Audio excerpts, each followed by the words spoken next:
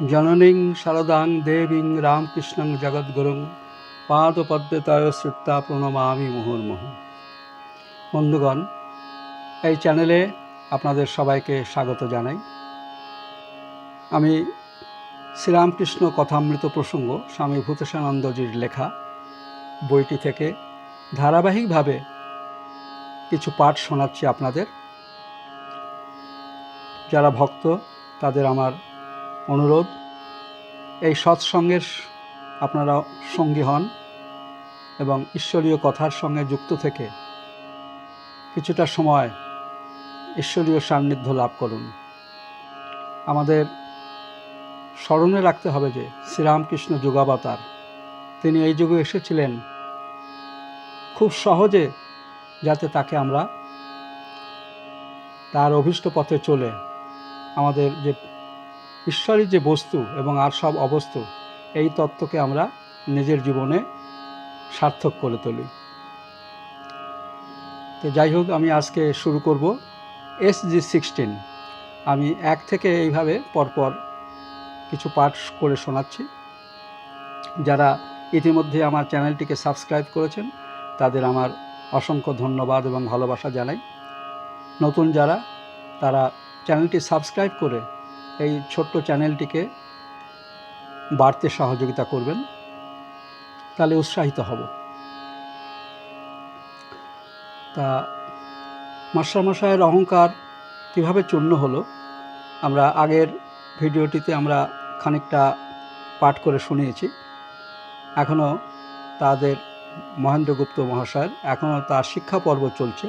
ঠাকুর কিভাবে গড়ে তুলছেন, সুন্দর এই চিত্রটি আমাদের সামনে ভেসে উঠছে, যে তার শিক্ষা, লোকশিক্ষা ঠাকুর কিভাবে দিতেন, ভেতরের সত্তাকে পরিবর্তন করে দিতেন, সেইটি আমরা এখানে দেখতে পাব। যাই হোক, শুরু করছি।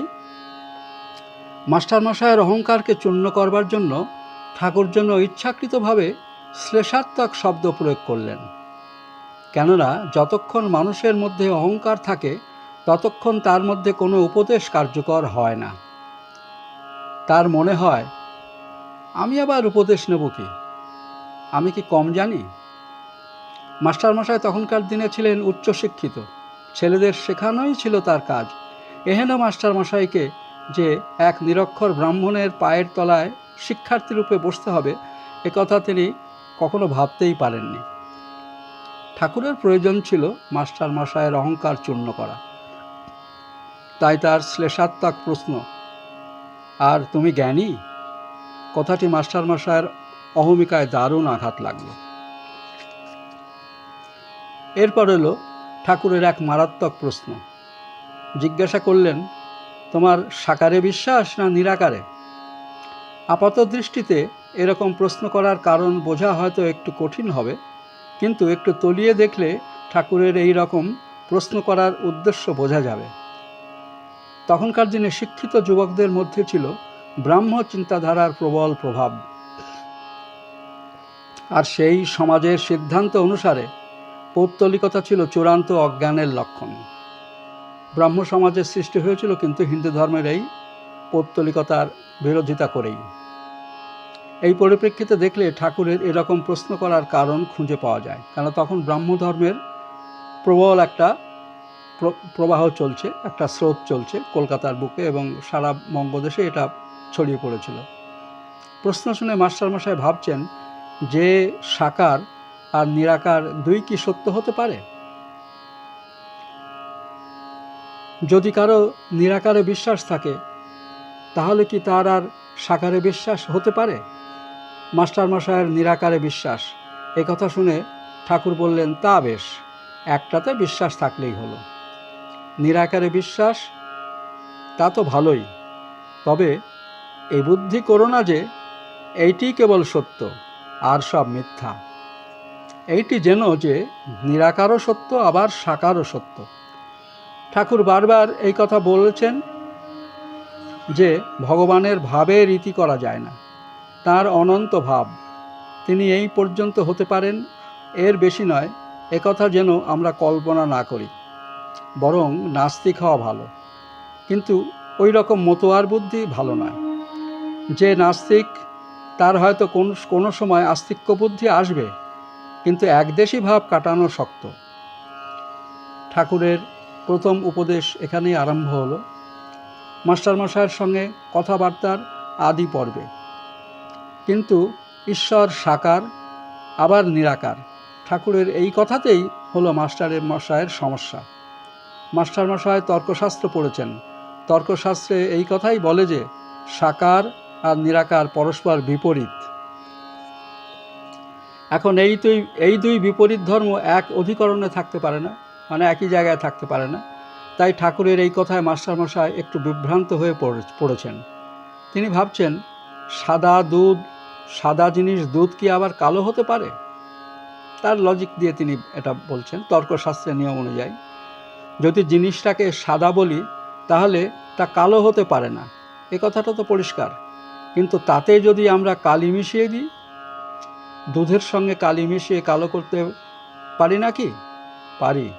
কিন্তু তাহলে দাঁড়ালো এই যে সেই কালো রঙটা তার স্বাভাবিক রং নয়, অর্থাৎ সেটা তার ধর্ম নয়, অন্য ধর্ম তার সঙ্গে মিশে আছে। দার্শনিকদের তর্কের অবকাশ এইখানে যে ঈশ্বর যদি নিরাকার হন তাহলে সাকার ভাব তাতে আরোপিত, সুতরাং মিথ্যা। মানে দুধের সঙ্গে তুলনা করে বললেন যে ঈশ্বর নিরাকার যদি হন তাহলে সাকার ভাবটা তো মিথ্যাই হয়ে যাচ্ছে, কারণ এটা আরোপিত ভাব। আমরা কল্পনায় দেবী মূর্তি গড়ে রাখি, এটা বহু জায়গায় এসব আলোচনা আছে। আর যদি ঈশ্বর সাকার হন তাহলে নিরাকার ভাব মিথ্যা, লজিকে ফেলছেন উনি। এ নিয়ে ঝুড়ি ঝুড়ি দর্শনশাস্ত্র লেখা হয়েছে, তবু আজ পর্যন্ত দার্শনিক মহলে এর মীমাংসা হলো না। আর যদি অতীত দেখে ভবিষ্যৎ কল্পনা করতে হয় তাহলে বলা চলে যে এর সমাধান কোনোদিনই হবে না, কারণ মানুষের বুদ্ধি দিয়ে আমরা বুদ্ধির অতীত যে তত্ত্ব তা বুঝবার চেষ্টা করছি, কিন্তু তা কি কখনো সম্ভব? অচিন্তা খলু যে ভাব আনা তাংস্তর্কেন জয়েত।